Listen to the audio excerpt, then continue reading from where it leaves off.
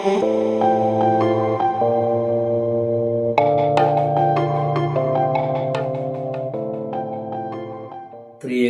ദൈവത്തിന് മഹത്വം ഉണ്ടായിരിക്കട്ടെ. വീണ്ടും പ്രഭാതത്തിലേക്ക് അവർക്കും സ്വാഗതം. മത്തായിയുടെ സുവിശേഷം 21 അധ്യായം അതിൻ്റെ 42 വാക്യം. യേശു അവരോട്, വീട് പണിയുന്നവർ തള്ളിക്കളഞ്ഞ കല്ല് മൂലക്കല്ലായി തീർന്നിരിക്കുന്നു. ഇത് കർത്താവിനാൽ സംഭവിച്ചു, നമ്മുടെ ദൃഷ്ടിയിൽ ആശ്ചര്യവുമായിരിക്കുന്നുവെന്ന് നിങ്ങൾ തിരുവെഴുത്തുകളിൽ ഒരിക്കലും വായിച്ചിട്ടില്ലയോ? യേശുമ്പുരാൻ മഹാപുരോഹിതന്മാരോടും ശാസ്ത്രിമാരോടും ജനത്തിൻ്റെ മൂപ്പന്മാരോടും പറയുന്നതാണ്. ഒരു സങ്കീർത്തനത്തിൻ്റെ വചനമെടുത്ത് ഉദ്ധരിച്ച് പറയുന്നതാണ്. അതായത് 118 സങ്കീർത്തനത്തിൻ്റെ 22ഉം 23ഉം വാക്യങ്ങളാണ് അവിടെ പറയുന്നത്. തള്ളിക്കളഞ്ഞ കല്ല് മൂലക്കല്ലായി തീർന്നിരിക്കുന്നു. ഇത് കർത്താവിനാൽ സംഭവിച്ചു. ഇത് എല്ലാവർക്കും തള്ളിക്കളഞ്ഞ ഒരു കല്ല്, ഇത് ആ മൂലക്കല്ല്, വിശിഷ്ട ഒരു കല്ലായി മാറിയിരിക്കുന്നു. അതെല്ലാവർക്കും ആശ്ചര്യപ്പെടുത്തുന്ന ഒന്നാണ്. യേശുമ്പുരാൻ ഓശാന ഞായറാഴ്ച കഴുതപ്പുറത്ത് സൗമ്യനായി യെരൂശലേം ദേവാലയത്തിലേക്ക് വരികയാണ്. അപ്പം അങ്ങനെ ആരും അറിയരുതെന്ന് കരുതി കഴുതപ്പുറത്ത് സൗമ്യനായിട്ട് ഇങ്ങനെ വരുമ്പം പക്ഷെങ്കിൽ ആൾക്കാരൊക്കെ ഒന്നിനു പുറകെ ഒന്നായി ആൾക്കാർ വന്ന് വലിയൊരു ആൾക്കൂട്ടമായി. അതിൽ ആപാലവൃദ്ധം ജനങ്ങളുണ്ട്. പൂക്കൾ എറിയുന്നു. അത് കഴിഞ്ഞ് ഈ ഒലിവിൻ്റെ കൊമ്പുകൾ, ഒലിവിൻ്റെ ഇലകളെടുത്ത് പിടിച്ചുകൊണ്ട് വരുന്നു. വസ്ത്രങ്ങൾ വഴിയിൽ വിരിക്കുന്നു. എന്നിട്ട് രാജാവിനെ എങ്ങനെ സ്വീകരിക്കുന്നു അതുപോലെ സ്വീകരിച്ച് ഇങ്ങനെ ഹോശന്ന വിളിച്ചുകൊണ്ട്, യേശുവിനെ ജയ് വിളിച്ചുകൊണ്ട് വരികയാണ്. അപ്പോൾ ഇങ്ങനെ വലിയൊരു ജനക്കൂട്ടം വരുന്നു. അങ്ങനെ വരുമ്പോൾ ഈ മഹാപുരോഹിതന്മാർക്കും ശാസ്ത്രിമാർക്കും ഒക്കെ ഇത് വലിയ അരോചകമായിട്ട് തോന്നുകയാണ്. അവർക്ക് അസഹിഷ്ണുതയാണ്. അവർ പറയുകയാണ്, യേശുവിനോട് പറയുകയാണ്, എന്തായി ബഹളമൊക്കെ, എന്തായി ആരവാരമൊക്കെ, ഈ പിള്ളേരോട് പറയണം, മിണ്ടാതിരിക്കാൻ പറയണമെന്ന് പറയുന്നുണ്ട്. അപ്പോൾ യേശുമ്പുരാൻ അപ്പോഴും പറയുന്നത് ഒരു തിരുവെഴുത്താണ് പറയുന്നത്. നിങ്ങളിത് ഒരിക്കലും വായിച്ചിട്ടില്ലയോ? മുല കുടിക്കുന്നവരുടെയും ശിശുക്കളുടെയും വായിൽ നിന്ന് പൂഴ്ച കൊടുക്കുന്നത് നിങ്ങൾ വായിച്ചിട്ടില്ലയോ എന്നാണ് അവിടെ പറയുന്നത്. എന്നിട്ട് പറയുകയാണ്, ഇപ്പം ഈ കുഞ്ഞുങ്ങളോട് പൂക്കൾ എറിയുന്നതും ഇങ്ങനെ ഹോശന്ന വിളിക്കുന്ന നിർത്താൻ പറഞ്ഞാൽ അതിന് പകരം പിന്നെ വരുന്നത് കല്ലുകളായിരിക്കും ഇവിടെ വരുന്നത്. കാരണം അവർ ആഘോഷത്തിമിർപ്പിലാണ്, ആഹ്ലാദത്തിമിർപ്പിലാണ്. അവരോട് പറയുവാണ്, പെട്ടെന്ന് നിങ്ങൾ നിർത്തണം, നിങ്ങൾ സന്തോഷം ഇവിടെ നിർത്തണമെന്ന് പറഞ്ഞു കഴിഞ്ഞാൽ അവർക്ക് ദേഷ്യം വരും. തിരിച്ചറിവില്ലാത്ത കുഞ്ഞുങ്ങളാണ്. അവർ കല്ലെടുത്തെറിയും, നിങ്ങളെ എറിയും എന്നെല്ലാം പറയുമ്പോൾ അവർ പേടിച്ച് അല്ലെങ്കിൽ അവർ ഇടർച്ച വരുത്തി മിണ്ടാതെ ഇച്ഛാഭംഗരായി പോവുകയാണ്. അത് കഴിഞ്ഞ് യേശുമ്പുരാൻ യെരൂശലേം ദേവാലയത്തിലേക്ക് വരുന്നുണ്ട്. യെരൂശലേം ദേവാലയത്തിൽ കാണുന്ന കാഴ്ച, പെരുന്നാളിൻ്റെ സമയത്ത് ലോകത്തിൻ്റെ നാനാഭാഗങ്ങളിൽ നിന്നും യെരൂശലേമിൽ വരും പെരുന്നാൾ ആഘോഷിക്കാൻ. അവിടെ വരുമ്പോൾ അവിടെ വിനിമയം എന്ന് പറഞ്ഞാൽ, അവിടുത്തെ കറൻസി എന്ന് പറഞ്ഞാൽ ശേക്കലാണ്. അവിടെ ശേക്കൽ കൊടുത്ത് മാത്രമേ ആടുകളെയും പ്രാവുകളെയും ഒക്കെ ബലിക്കായി വാങ്ങിക്കാൻ പറ്റുകയുള്ളൂ. അപ്പം ലോകത്തിൻ്റെ നാനാഭാഗത്തു നിന്നും വരുന്നത് അവരുടെ കയ്യിലുള്ള കറൻസി, അവരുടെ ദേശത്തെ കറൻസിയാണ്. ഈ കറൻസി കൊണ്ടുവന്ന് ഇവർ ശേക്കൽ വാങ്ങിക്കും. അപ്പം സാധാരണ കൊടുത്തിരുന്ന ശേക്കൽ, വിറ്റുകൊണ്ടിരുന്ന ശേക്കലിന് അവരത് ഇരട്ടി വിലയാക്കും. ഇപ്പോൾ ഇന്ത്യയിൽ ഒരു 100 രൂപയ്ക്ക് നമ്മൾ വാങ്ങിച്ചുകൊണ്ടിരുന്ന ശേക്കൽ പെരുന്നാൾ സമയമാകുമ്പോൾ അതിൻ്റെ ഇരട്ടിയാക്കും. 200 രൂപ കൊടുത്താലേ ഒരു ശേക്കൽ കിട്ടുകയുള്ളൂ. അപ്പോൾ അതുപോലെ കൊള്ള ലാഭമാണ് വാങ്ങിക്കുന്നത്. അതുപോലെ ഈ പെരുന്നാളിന് ഇങ്ങനെ വരുമ്പോൾ ഈ ആടും കാളുകളെയും പ്രാവുകളെയും ഒന്നും തികയത്തില്ലോ. അതുപോലെ ആൾക്കാരാണ് വരുന്നത്. അപ്പോൾ എന്തു ചെയ്യും? അവർ ഈ കച്ചവടക്കാർ ഊനം ഉള്ളതിനെയും, അതായത് കാല് മുടന്തതിനെയും കണ്ണുവയ്യാത്തതിനും ഒക്കെ ഇതിൻ്റെ ഇടയിൽ തിരികെ കയറ്റും. അതൊക്കെ ഈ പുരോഹിതന്മാർ ഒരാളെ ഏൽപ്പിച്ചിട്ടുണ്ട്. മൃഗഡോക്ടറായിരിക്കും, ഊനമില്ലാത്തതെന്ന് സർട്ടിഫൈ ചെയ്യാനായിട്ട് വെച്ചിരിക്കുന്ന ആളായിരിക്കും. അവന് പൈസ കൊടുത്തിട്ട് ഈ കച്ചവടക്കാരെന്ത് ചെയ്യും? ഈ ഊനമുള്ളതിന്, കുഴപ്പമുള്ളതിനെ ഇടയിൽ തിരികെ കയറ്റും. ഇതൊക്കെ കണ്ണു അടച്ച് പൈസയും വാങ്ങിച്ചുകൊണ്ട് അവരങ്ങ് ചെയ്തുകൊണ്ടിരിക്കുക. ഇതെല്ലാം കണ്ടുപിടിച്ച് യേശുമ്പുരാൻ ചാട്ടവാറെടുക്കുകയാണ്. ചാട്ടവാറെടുത്ത് എല്ലാത്തിനെയും അടിച്ചോടിക്കുന്നുണ്ട്. അടിച്ചോടിച്ചിട്ട് പറയുകയാണ്, എൻ്റെ പിതാവിൻ്റെ ആലയം പ്രാർത്ഥനാലയം എന്നാണ്, നിങ്ങളതിനെ കള്ളന്മാരുടെ ഗുഹയാക്കിത്തിരിക്കുന്നു, കച്ചവട കേന്ദ്രമാക്കിയിരിക്കുന്നു എന്ന് പറഞ്ഞ് എല്ലാവരും ഓടിക്കുമ്പോൾ ഈ മഹാപുരോഹിതന്മാരും ശാസ്ത്രിമാരും അമ്പരന്ന് പോയി. അവനെ ചാട്ടവാറെടുക്കും. ഈ അധികാരമൊക്കെ എവിടെ കിട്ടി? അതുകൊണ്ടാണ് ചോദിക്കുന്നത്, ഈ അധികാരമൊക്കെ നിനക്ക് തന്നത് ആരാ എന്ന് ചോദിക്കുമ്പം യേശുമ്പുരാൻ തിരിച്ചു ചോദിക്കുന്ന ചോദ്യമാണ്, യോഹന്നാൻ്റെ സ്ഥാനം എവിടെ നിന്നുള്ളതായിരുന്നു? സ്വർഗത്തിൽ നിന്നാണോ ഭൂമിയിൽ നിന്നുള്ളതാണോ? അപ്പോൾ ഈ യോഹന്നാന് കൊടുത്ത അധികാരമൊക്കെ എവിടെ നിന്നായിരുന്നു എന്ന് ചോദിക്കുകയാണ്. അപ്പം അവർ സ്തംഭിച്ചു നിന്ന് പോയി. കാരണം യോഹന്നാനെ ജനങ്ങൾ പ്രവാചകനായിട്ട് എണ്ണുന്നത്, എന്തുവരും പറഞ്ഞു കഴിഞ്ഞാൽ ജനങ്ങൾ തിരിയും, അതുകൊണ്ട് അവർ മിണ്ടാതെ നിൽക്കുക. അപ്പോൾ യേശു അവിടെ പറയാതെ പറയുകയാണ്, ഇതാ യോഹന്നാനേക്കാളും വലിയവനാണ് ഇവിടെ നിൽക്കുന്നത്. എൻ്റെ ദൈവം അയച്ചിട്ടാണ് ഞാൻ വരുന്നത്, ദൈവത്തിൻ്റെ ദൗത്യമാണ് ഞാൻ ചെയ്യുന്നത്. സ്വയം പിതാവ് ദൈവത്തോടു കൂടി ഇരിക്കുന്ന ആൾ സ്വയം ദൈവമായ ആളിനെ ചോദ്യം ചെയ്യാണ് പരീശന്മാരും ശാസ്ത്രിമാരും. അവർക്ക് അറിയാം ഇത് ഇങ്ങനെയൊക്കെ നടക്കുന്ന അത്ഭുതങ്ങൾ, അല്ലെങ്കിൽ ഇതുവരെ കാണാത്ത ഈ ധൈര്യത്തോടെ സമ്പാദിക്കാനും പഠിപ്പിക്കാനും ഒക്കെയുള്ള ഒരു കഴിവ്, ഇതൊക്കെ ദൈവത്തിൽ നിന്ന് വരുന്ന ഒരാൾക്കല്ലാതെ സാധിക്കില്ലെന്ന് അവർക്ക് ഉള്ളുകൊണ്ട് അറിയാം. പക്ഷെ അവർക്ക് അവരുടെ ദുരഭിമാനം സമ്മതിക്കുന്നില്ല, ദൈവമായിട്ട് അംഗീകരിക്കാൻ സമ്മതിക്കുന്നില്ല. അപ്പം അതുകൊണ്ട് യേശുമ്പരാനെ എന്നിട്ട് യേശുമ്പരാനെ വിട്ട് പോവുകയാണ്, തള്ളിപ്പറഞ്ഞിട്ട് പോവുകയാണ്. സ്വന്തം യഹൂദ ജനങ്ങളാൽ തന്നെ ത്യജിക്കപ്പെടുകയാണ്. അതായത് നിന്ദിതനാവുകയാണ് യേശുമ്പരാൻ. അതുകൊണ്ടാണ് അവിടെ പറയുന്നത്, സങ്കീർത്തനം ഉദ്ധരിക്കുകയാണ്, ഇത് ദാവീദ് മനന്നൊന്ന് പറഞ്ഞൊരു കാര്യമാണ്, തള്ളിക്കളഞ്ഞ കല്ല് മൂലക്കല്ലായി തീർന്നിരിക്കുന്നു. ദാവീദിൻ്റെ ജീവിതത്തിൽ ദൈവം മനുഷ്യനും സഹോദരങ്ങളും അപ്പനും ഒക്കെ തള്ളിപ്പറയുമ്പോഴും അവിടെ ദൈവം തമ്പുരാൻ ചേർത്ത് നിർത്തിയ ഒരു സന്ദർഭമുണ്ട് ദാവീദിന്. ആ ദാവീദിൻ്റെ ഉള്ളെന്ന് പറഞ്ഞ കാര്യമാണ് ഈ യേശുമ്പുരാനോട് പറയുന്നത്, തള്ളിക്കളഞ്ഞ കല്ല്. അതായത് യേശുവിനെ തള്ളിക്കളഞ്ഞതാണ് ഈ ലോകം. ആ മൂലക്കല്ലിന്മേലാണ്, ആ തള്ളിക്കളഞ്ഞ കല്ലാണ് നമ്മുടെ ലോകത്തിൻ്റെ എല്ലാ മൂലക്കല്ല്. ആ മൂലക്കല്ലിലാണ് ഈ ലോകം നിലനിൽക്കുന്നത് എന്നാണ് യേശുമ്പുരാൻ പറഞ്ഞു വരുന്നത്. അവിടെ നമുക്കറിയാം, ഈ 118 സങ്കീർത്തനത്തിൻ്റെ 22, 21 വാക്യങ്ങളാണ് തള്ളിക്കളഞ്ഞ കല്ല് മൂലക്കല്ലായി തീർന്നിരിക്കുന്നു, ഇത് കർത്താവിനാൽ സംഭവിച്ചു എന്നൊക്കെ പറയുന്നത്. ഇത് ശമൂവേൽ പ്രവാചകന്റെ പുസ്തകം 1 ശമൂവേൽ 16:10 16-ാം അധ്യായത്തെ ഉദ്ധരിച്ചുകൊണ്ടാണ് എഴുതിയിരിക്കുന്നത്. 118 സങ്കീർത്തനം അതിൻ്റെ ശീർഷകത്തിൽ ആരെ എഴുതിയെന്ന് പറയുന്നില്ല, പക്ഷെങ്കിൽ വേദപണ്ഡിതന്മാർ പറയുന്നത് ഇത് ദാവീദിൻ്റെ സങ്കീർത്തനം എന്നാണ്.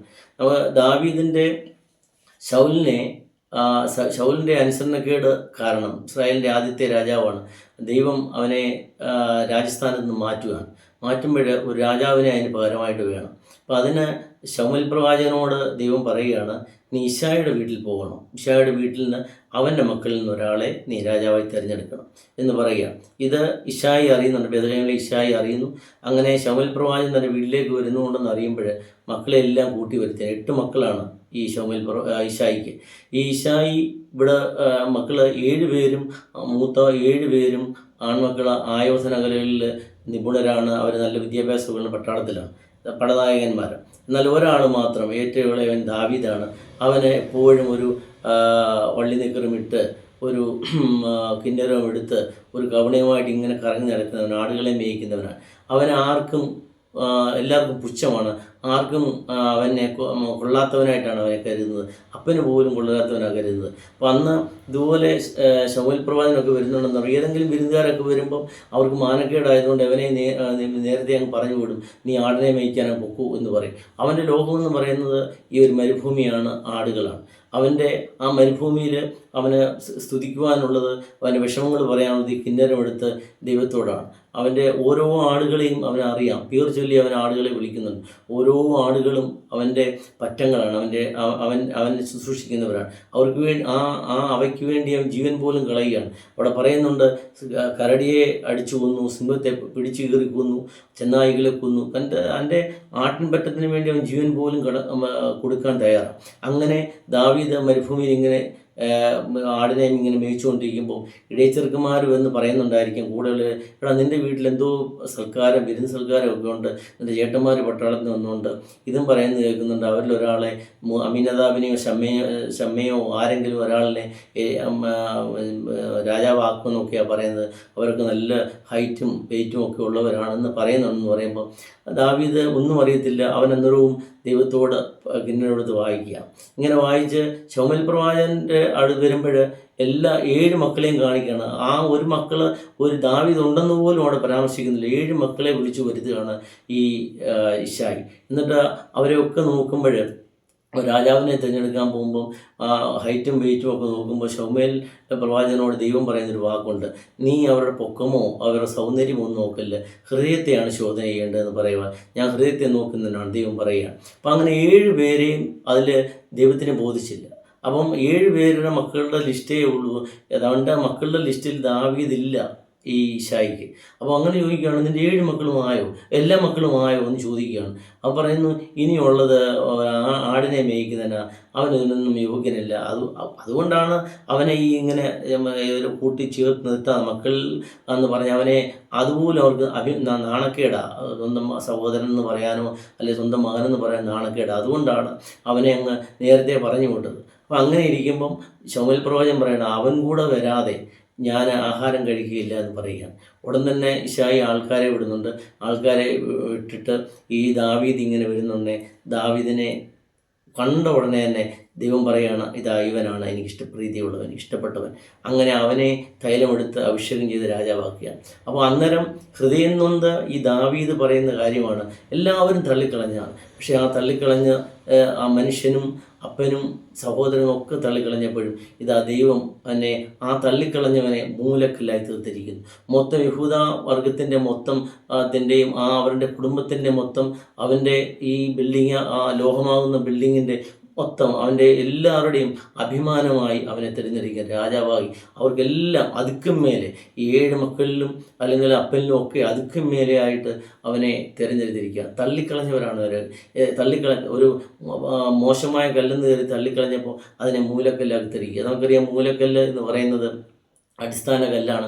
ആ കല്ലിന്മേലാണ് ബാക്കി എല്ലാ തറക്കല്ലും വിന്യസിക്കുന്നത്. അങ്ങനെ വിന്യസിച്ച് അങ്ങ് മേളിൽ ഭിത്തിയൊക്കെ കിട്ടി അങ്ങ് തലക്കല്ല് വരെ ഈ ഇതിലാണ്. ഈ ആണിക്കല്ല്, ഈ മൂലക്കല്ല് ഇളകി കഴിഞ്ഞാൽ മൊത്തം പോകും. അത്രമാത്രം പ്രാധാന്യമായിട്ട് ഈ ദാവീദിനെ അവിടെ ആക്കിയ. പ്രിയമുള്ളവരെ, നമ്മുടെയൊക്കെ ജീവിതത്തിലും ഇതൊക്കെ സാധാരണ കാണുന്ന കാര്യമാണ്. എല്ലാവരാലും അവഗണിക്കപ്പെടും, തള്ളപ്പെടും ഒക്കെ. അന്നേരം ഒക്കെ നമ്മളും ചെയ്യേണ്ട കാര്യം, നമ്മളെ ഏൽപ്പിച്ച ദൗത്യങ്ങൾ ഒരു പരിഭവം കൂടാതെ ചെയ്തുകൊണ്ടിരിക്കുക. ദാവീദ് അതാ ചെയ്ത്. ഏത് പ്രയാസം വന്നപ്പോഴും തൻ്റെ കിന്നരമെടുത്ത് ദൈവത്തെ സ്തുതിക്കും. അല്ലെങ്കിൽ ആ ദൈവത്തോട് ഈ നമ്മുടെ മനസ്സാകുന്നതാണ് ആ കിന്നരം. നമ്മുടെ മനസ്സാകുന്ന കിന്നരത്തിൽ ദൈവത്തെ സ്തുതികൾ പാടാം. നമുക്ക് വിഷമം വരുമ്പം ഈ മനസ്സാകുന്ന കിന്നരത്തിൻ്റെ ആ നൊമ്പര കമ്പികളിൽ നിന്ന് ഉദിരിക്കുന്ന ആ ശബ്ദമുണ്ടല്ലോ, അത് ദൈവം സ്വീകാര്യമാണ്. അപ്പം അങ്ങനെ സ്വീകാര്യമാകുമ്പോൾ ദൈവം തമ്പുരാൻ നമ്മെ തിരഞ്ഞെടുക്കും. ഒരുപക്ഷെ നമുക്ക് കിട്ടുന്ന ഈ വീട്ടിൽ നിന്ന് കിട്ടുന്ന ജോലിയൊക്കെ എന്ന് പറയുന്നത് മറ്റുള്ളവർക്ക് നമ്മുടെ കഴിവുള്ള സഹോദരങ്ങൾക്ക് കൊടുക്കുന്ന അത്രയും പരിഗണനയായിരിക്കത്തില്ല. ആടിനെ മേയ്ക്കുമായിരിക്കാം, അതുപോലെയുള്ള ജോലി ഒരുപക്ഷെ നമുക്ക് ഇഷ്ടപ്പെടത്തില്ലായിരിക്കും. നമ്മൾ ആശിച്ചത് കിട്ടിയില്ലെങ്കിലും ആഗ്രഹിച്ച് കിട്ടിയില്ലെങ്കിലും ആ കിട്ടിയതിൽ സന്തോഷിക്കുക. അതാണ് ദാവീദ് ചെയ്തത്. ആടുമാടുകളെ മേയ്ക്കുക, അവന് ഓരോന്നിനെയും പേരെടുത്ത് വിളിച്ച് അവൻ പരിചയപ്പെടുക. തൻ്റെ ലോകം അതാണ്. മരുഭൂമിയിൽ ഏകാന്തത ദൈവത്തെ കാണുക. അപ്പം അതുപോലെ നമുക്ക് ജീവിക്കാം. നമ്മൾ ആരെല്ലാം തള്ളിപ്പറഞ്ഞാലും നമ്മൾ തള്ളി പറയാത്ത ഒരു ദൈവം നമ്മുടെ കൂടെ ഉണ്ടെന്നുള്ള ബോധ്യം നമ്മെ ഭരിക്കട്ടെ. രണ്ടാമത്, യേശുക്രിസ്തുവാകുന്ന മൂലക്കല്ലിലാണ് നമ്മളെല്ലാം പണിയപ്പെട്ടിരിക്കുന്നത്. നമ്മൾ ഈ ലോകമാകുന്ന നമ്മുടെ വീടാകുന്ന നമ്മുടെ ലോകത്തിൽ നമ്മുടെ മൂലക്കല്ലെന്ന് പറയുന്നത്, ആ ആണിക്കല്ലെന്ന് പറയുന്നത് യേശുമ്പുരാൻ. ആ യേശുമ്പുരാന്മേൽ നമ്മുടെ ചിന്തകളും നമ്മുടെ ജോലികളും നമ്മുടെ എല്ലാ ആലോചനകളും പണിയപ്പെടുവാൻ നമുക്ക് കഴിയണം.